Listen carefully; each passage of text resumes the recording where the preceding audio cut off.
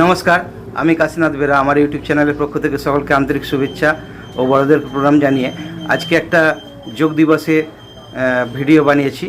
তো ভিডিওটা আমি শুরু করার আগে কয়েকটা কথা বলতে চাই।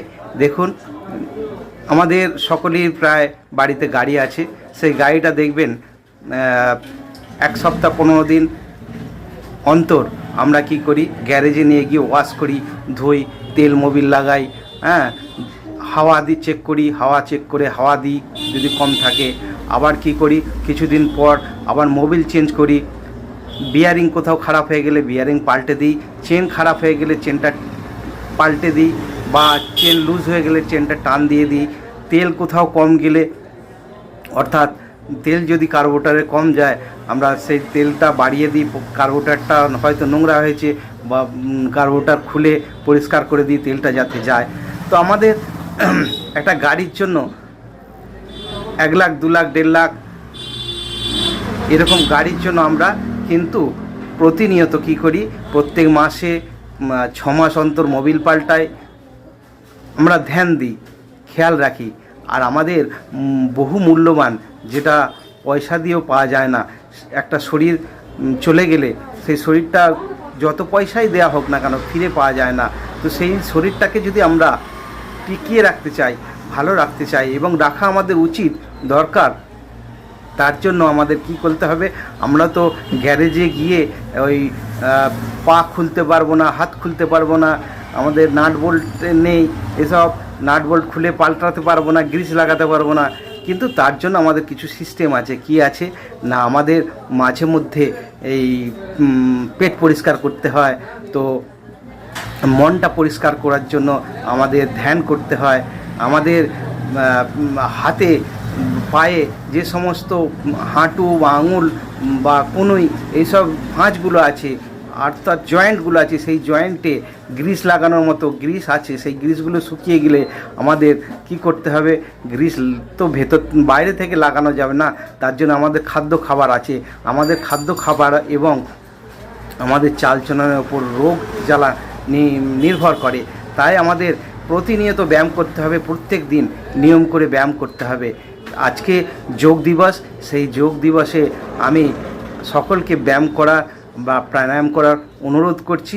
এটা করলে দেখুন, আমরা জন্মেছি, আমাদের সকলকে মরতে হবে, এটা নিয়ম।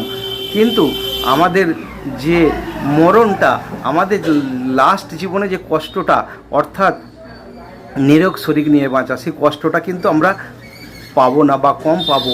যে যত আসন, প্রাণায়াম এবং ধ্যান, মেডিটেশন দিকে চলে যাবে আস্তে আস্তে, সে তত কিন্তু কষ্ট কম পাবে, জ্বালা যন্ত্রণা কম পাবে। হ্যাঁ, তাই আজকে দিনটা সারা পৃথিবীব্যাপী যোগ দিবস হিসেবে পালন করেছে। আপনি, আমি, সবাই এই দিনটায় সামিল হই। চলুন শুরু করি। নমস্কার, আজকে ইন্টারন্যাশনাল যোগা দিবস। তো এই ইন্টারন্যাশনাল যোগ দিবসে আমি প্রতিদিন সকালে যে ব্যায়ামগুলো, প্রাণায়ামগুলো করি, সেইগুলি আজকে দেখাবো। প্রথমেই একটা আসন পেতে আমি বসে পড়লাম, একটু মেডিটেশন করলাম, মেডিটেশন করে নিলাম। আমি ছোট ছোট করে দেখাচ্ছি, নাহলে 1-1.5 ঘন্টা সময় লেগে যায়। প্রথমে করেছি ভস্ত্রিকা প্রাণায়াম, তারপর অনুলোম বিলোম। এই যে এক নাক টিপে আরেক নাক দিয়ে করা, এটা হচ্ছে অনুলোম বিলোম। আর প্রথমে যেটা নিয়েছি ভস্ত্রিকা সব সময় করা, যে কোনো মুহূর্তে আপনার যখন শরীর খারাপ হয়ে যাবে, বুকে কষ্ট হবে বা শ্বাস প্রশ্বাসের কোনো কষ্ট হবে, তখনই আপনি ভস্ত্রিকা প্রাণায়াম করতে পারেন। ভস্ত্রিকা প্রাণায়াম এনি টাইম করা যায়। আর এখানে বলে রাখি, ভস্ত্রিকা প্রাণায়াম কচ্ছপ সবচেয়ে বেশি দিন বাঁচে। তো কেন? ওর শ্বাস প্রশ্বাসটাই পুরো প্রাণায়াম। আচ্ছা, এখন করছি আমি এটা কপালভাতি। যাদের প্রেশার বেশি আছে, আমার হাই প্রেশার, তাই আমি স্ট্রোকটা আস্তে আস্তে দিচ্ছি। যাদের প্রেশার নেই, তারা স্ট্রোকটা খুব তাড়াতাড়ি দিতে পারেন, ছোট মানে খুব তাড়াতাড়ি, দ্রুত। তো আমি আস্তে আস্তে দিচ্ছি। তো এই প্রাণায়ামে অনেক কিছু রোগ সারে, বিশেষ করে আমাদের পেট যখন খালি থাকে সেই সময় করাই ভালো উচিত। পেটে যে সমস্ত যন্ত্রাংশগুলো থাকে, আমাদের অঙ্গগুলো থাকে গুরুত্বপূর্ণ, কিডনি, লিভার, সেগুলো ওখানে ব্লাড সার্কুলেশন ভালো হয়। হ্যাঁ, তারপর খালি হাতে কিছু ব্যায়াম করছি। খালি হাতে এই ব্যায়ামগুলো করার উদ্দেশ্য হচ্ছে যে আমাদের যে জয়েন্টগুলো আছে সেই জয়েন্টগুলো এক ধরনের রস থাকে, সেই রসগুলো যাতে সঞ্চালন করে এবং নার্ভগুলো যাতে অ্যাক্টিভ থাকে, নার্ভগুলো যাতে ঠিকঠাক কাজ করতে পারে, তার জন্য। এটা আমার কুকুর, দেখুন ও দেখে দেখে চেষ্টা করছে করার, কিন্তু করতে পারছে না। তো এই যে আঙুলের ভাঁজগুলো ঘোরাচ্ছি, দেখুন কবজি, এখানে কবজির কোনো ব্যথা থাকলে, কবজির কোনো সমস্যা থাকলে, যাদের বাত আছে, বাতজনিত সমস্ত কিছু রোগ আস্তে আস্তে সেরে যাবে।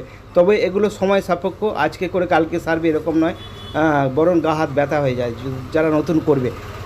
আর একটা কথা বলে রাখি, এখানে যাদের কিন্তু খুব যন্ত্রণা বেশি হচ্ছে বা খুব ব্যথা আছে, তারা কিন্তু ব্যায়াম করবে না, আগে কমিয়ে নিতে হবে ওষুধ খেয়ে অথবা সেক টেক দিয়ে, তারপর এই প্রাণায়াম বা ব্যায়াম করা যায়।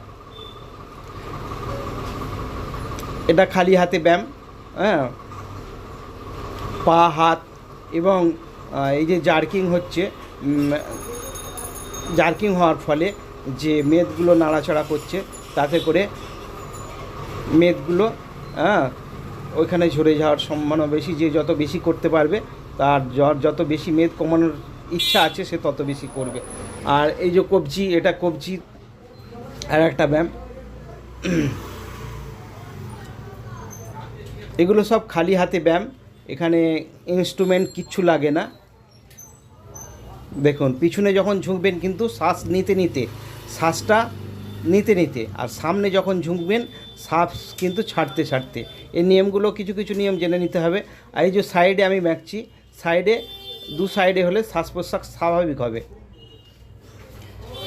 দু সাইডে যখন আমি বেঁকবো শ্বাস প্রশ্বাস স্বাভাবিক হবে। এখানে কোমরে যে চর্বিগুলো আছে সেগুলো নাশ হবে, চর্বি জমবে না, এবং কোমরের যাদের ব্যথা আছে সেগুলো ভালো হয়ে যাবে।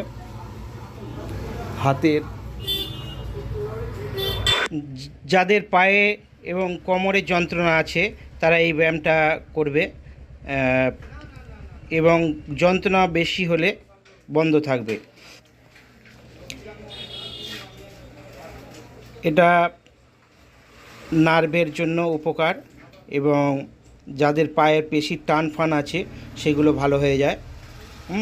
পাগুলোকে একবার ক্লকওয়াইজ একবার অ্যান্টি ক্লকওয়াইজ ঘোরাতে হবে, ক্লকওয়াইজ 10 বার এবং অ্যান্টি ক্লকওয়াইজ 10 বার, ঠিক আছে। এবার কেউ কেউ বেশিও করতে পারে, যাদের বয়স কম 15 বার 20 বার করতে পারে, এবং যাদের বয়স বেশি হয়ে গেছে, যারা পারে না, খুব স্লো তারা 5 বারও করতে পারে। আমার বাড়ি খুব ডিস্টার্ব করছে কুকুর, দেখুন।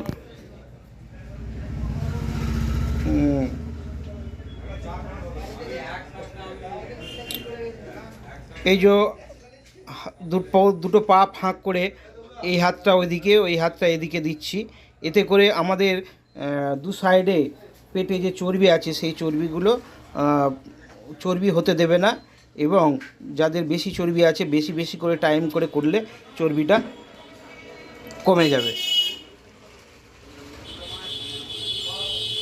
আর কাঁধে যদি ব্যথা থাকে, কাঁধের জয়েন্টে যদি প্রবলেম থাকে, সেগুলো আস্তে আস্তে ঠিক হয়ে যাবে এবং ভালো হয়ে যাবে। অর্থাৎ দেখবেন, আমরা যদি কোনো সাইকেল নতুন কিনে রেখে দিই, সেটা যদি তেল মোবিল না দিই বা চালাই, তাহলে কিন্তু জং ধরে যায় আস্তে আস্তে। হ্যাঁ, তো শরীরটাকে এরকম চালাতে হবে। শরীরটাকে, আমরা তো চলাহাঁটা করি, আমরা কাজ করি, সেটা ঠিক আছে, কোনো নিয়মে নেই। আর যেটা করছি এটা একটা নিয়মে। দেখুন আমরা পিছন দিকে একবার এদিকে যাচ্ছি, একবার এদিকে যাচ্ছি, শ্বাসটা ছাড়বো, শ্বাসটা ছেড়ে স্টে করব, এতে কোমরের যে প্রবলেমটা আস্তে আস্তে ঠিক হয়ে যাবে। এবং যাদের সাইডে বাত ফাত আছে সেগুলো আস্তে আস্তে ঠিক হয়ে যাবে। এখানে একটা কথা বলি, সকালে ব্যায়ামগুলো করলে ভালো হয়। সকালে অক্সিজেনের পরিমাণ বাতাসে বেশি থাকে, তাই সকালের দিকে। এবার দেখুন পাট তুললাম, পাটা তুলে একটু টান টান থাকবো, দুটো পা এরকম 10 বার করে করব। পা টান করে থাকলে কি হবে না, পায়ের পেশি যেগুলো দুর্বল আছে সবল হয়ে যাবে এবং কোমরের চর্বি আস্তে আস্তে কমতে থাকবে এবং যাদের কিডনির প্রবলেম বা লিভারের প্রবলেম সেগুলো আস্তে আস্তে ঠিক হবে। যাদের পায়ে এবং কোমরের প্রবলেম আছে, অর্থাৎ যন্ত্রণা হয়, পায়ে পেশি টান ধরে, তারা এই পাগুলো তুলে ক্লকওয়াইজ বা অ্যান্টি ক্লকওয়াইজ ঘোরাবে, 10 বার করে, তাতে অনেক ফলপ্রদ হবে। আচ্ছা, এখন যেটা করছি আমি, এটাকে বাটারফ্লাই বলে। বাটারফ্লাই যেমন ওড়ে ঠিক সেরকম দেখতে লাগে বলে এটার নাম হচ্ছে বাটারফ্লাই।